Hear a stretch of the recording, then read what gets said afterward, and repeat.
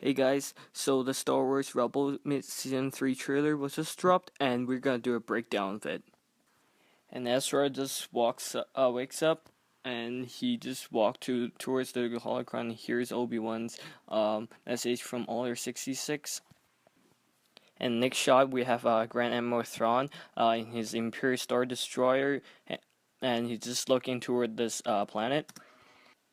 And in this shot we can see a TIE Defender being deployed, and yeah, the TIE Defender came from the old canon, but it's awesome that they put the TIE Defender in the new Star Wars Rebels TV show, and this just make it canon again. Seems like Seb is fighting some kind of droid. It does look like the Phase 1 Dark Trooper, but I'm not sure. And this droid just wrecking Chopper, and it's just so great to see Chopper getting wrecked. It's pretty funny. And we have Geonosis here. I believe they're visiting here and to look for clues of what happened here. After the Death Star was kind of constructed, the Empire just wiped out the whole Geonosian race. And with Thrawn, Governor Price, and Admiral Constantine here, they're just planning their attack. And this shot, wow, just awesome. We get to see Thrawn with his Death Trooper, and at first we thought it was only for Krennic, but apparently all the high-ranking officers have their own Death Trooper squad. And it seems like these are they're not the specialist ones, and they're just the normal ones. And we're Thrawn here, trying to look for something with his Death Troopers, and he's in his armor, which was kind of like the one Tarkin had when he was on the field capturing Kanan. And yes, we have more sentry droids, or I don't know, they probably just call them sentry droid, but yeah, they do look like the Dark Trooper, but not the Phase 1 as the one we saw earlier, and it kind of looks like the Phase 3 ones. And we have Thrawn investigating the Fulcrum, and yeah, we know that is Kallus, and we do know that Cassian Andor was was Fulcrum, according to the Rogue One book. Whoa, and we have all this rebel generals, and we have Mon Mothma, we have Bail Organa, and yeah, this is awesome to see all the leaders here, and it's just a bigger rebellion than just the Ghost Crew, and we get to see a lot more the fleets and everything. Yeah, and then we have more Mon Mothma and the fleet, which is totally awesome in my opinion. And they said that might be Cassian Andor, but I honestly doubt it because, to be honest, that doesn't really look like him. And yeah. And what's interesting in this shot is just it's pretty funny how seeing Rex holding a flashlight. I mean, I love Rex, but it's kind of funny seeing him holding a flashlight when his helmet should be able to see in the dark. Because, I mean, there's a clone trooper helmet, right? And yeah, Kanan and Ezra have their lightsaber, and it's just like the Clone Wars, the Jedi fighting side by side with the clone troopers, and they put it in Rebels. It's just super awesome to see that. And we have Ralph McQuarrie's art there, and just awesome. Little Easter eggs and references, just completely awesome. And then we have Thrawn pulling his E11 blaster out and just shooting. And then soon we see Ezra and Sabine visiting the planet. It's not confirmed, but I do believe this is Karlik when the Death Watch was hiding there. I might be wrong, but wow, this is awesome to see more Mandalorian stuff. And now Sabine does have the dark saber, and I think that she's gonna rally the Mandalorians with the dark saber. And just I'm not sure if that's her mother. I honestly doubt it, but and I think that Bo-Katan should appear sometime in this season too. It was confirmed before, and I think she's just gotta be the new Mandalore, and the Mandalore is basically the Mandalorian leader.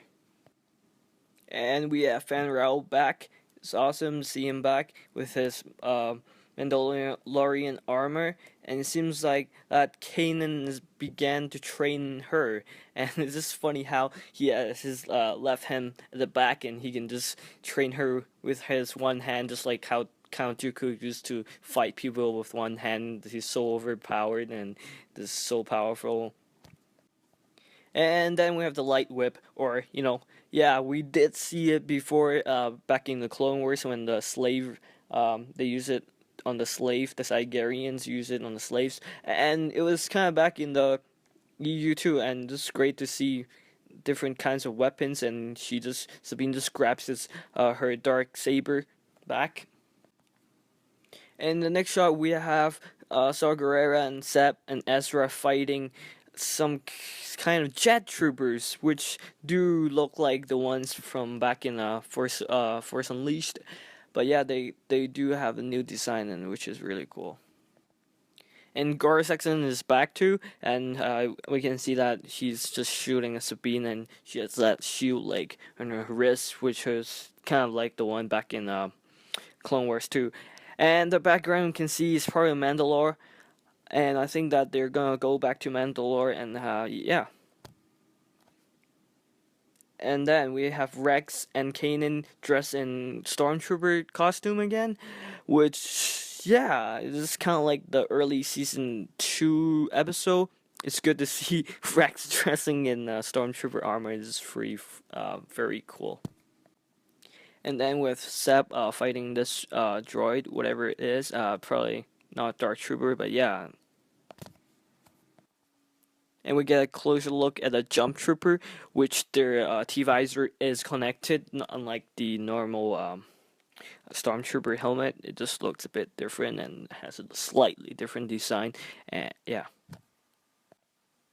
And holy cow, and I thought Thrawn was just smart, and he just training with these sentry droids, Dark Troopers, whatever you call it. And this is Thrawn's so badass. It's good to see him in action. In this scene, we can see that the Imperial Star Destroyer is defeating the Rebel fleet. I think Thrawn was planning the attack, and then he says, I think this is gonna pay off what he was planning the whole time. And we can see he just can destroy the whole rebellion if he wanted to, and he was just waiting for time. And I believe that's Yulorian. He was back in the Clone Wars, and he was briefly showed in Star Wars Episode 4 at the background. And yeah, I think he is ISB officer, and he is in command. So basically, Kallus does report to him. And we do have more space battle, and we can see Ezra is in space outfit, which I don't really like, to be honest. Like the bubble thing, this is really hilarious.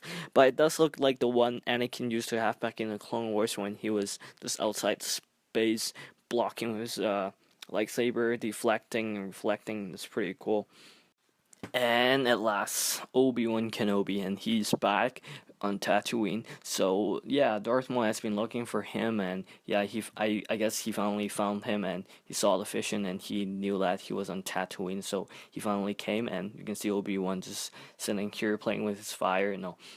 Yeah, that's probably what he was doing back on Tatooine the whole time too.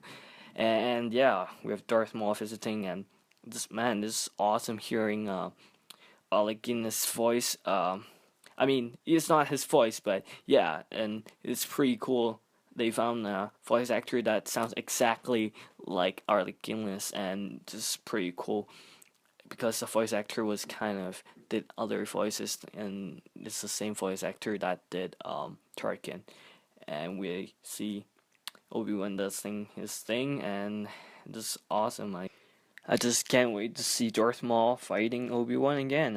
I don't think Maul is going to survive this time, to be honest, and because he's survived so many times already, and back and forth, and I think this is actually going to be the final episode of the season, and he's probably going to die here.